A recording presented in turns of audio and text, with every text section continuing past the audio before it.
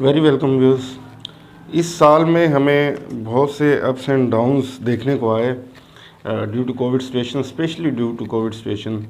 हमने देखा कि कैसे ऑयल नेगेटिव में चला गया, फिर क्रूड ऑयल की बात करें, फिर हमने देखा अभी आजकल वो 45 की साइकोलॉजिकल बैरियर को क्रॉस कर गया। ओवरऑल एक मिक्स सेंटिमेंट देखा गया और कई ऐसे स्टॉक्स OGDCL, PPL और पोल पाकिस्तान ऑयल फील्ड्स लोगों के लिए जहां सर का दर्द भी कुछ अर्से के लिए बने रहे, वहीं इन्होंने लोगों को बड़ा गेन भी दिया और बड़े अच्छे टाइम भी लोगों ने देखे इन स्टॉक्स के साथ। और एक ओवरऑल मिक्स ट्रेंड रहा अभी तक, क्योंकि अब सेकंड वेव आना स्टार्ट हो गई है।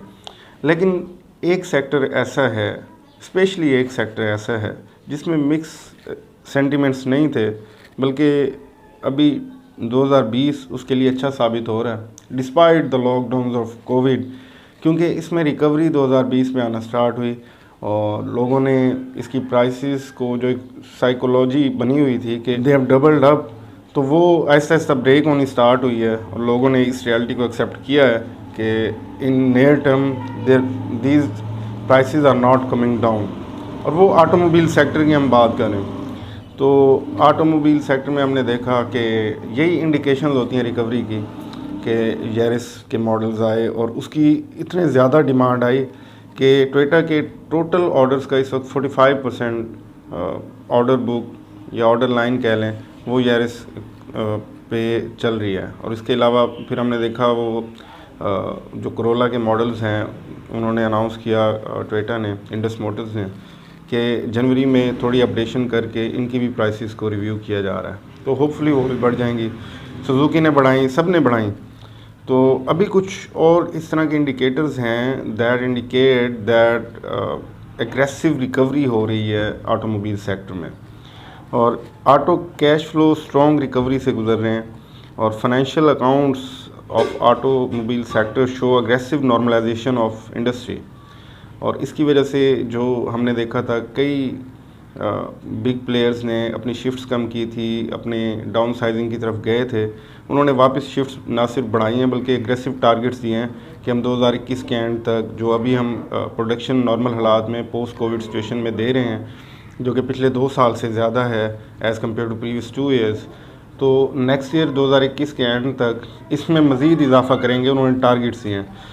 और जो कैपेक्स एक्सपेंडिचर हैं, जिन्हें हम कैपिटल एक्सपेंडिचर कहते हैं, ये न्यू मॉडल्स पे होते हैं। ये हम जानते हैं अकाउंटिंग की टर्म में ये डेवलपमेंट कॉस्ट का हिस्सा बनते हैं, रिसर्च एंड डेवलपमेंट कॉस्ट का, और इनको ओवर द लॉन्ग पीरियड इनको अमोर्टाइज़ किया जाता है।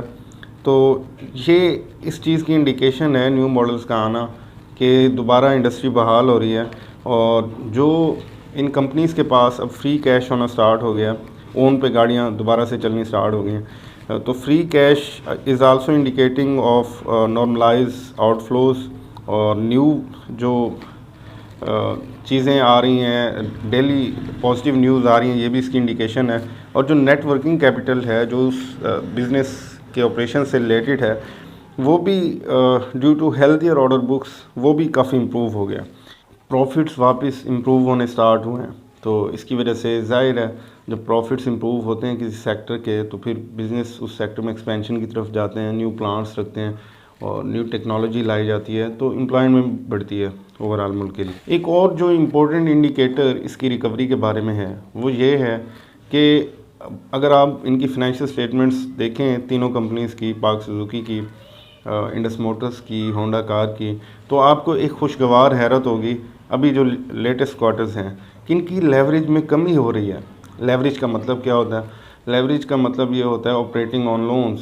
तो पिछले 2-3 साल में due to heavy losses and decline in demand because of dollar appreciation, ये मोस्ट ऑफ द कंपनीज, ख़ास तौर पे पाक सुजुकी मोटर्स, ये जब लॉसेस में गई तो इन्होंने बैंक से हैवी शॉर्ट टर्म लोन्स ली। और शॉर्ट टर्म लोन्स का मसला ये होता है, ये ओवरड्राफ्ट काइंड ऑफ फैसिलिटी का, कि इसमें जो इंटरेस्ट रेट होता है दैट इज़ क्वाइट हाई।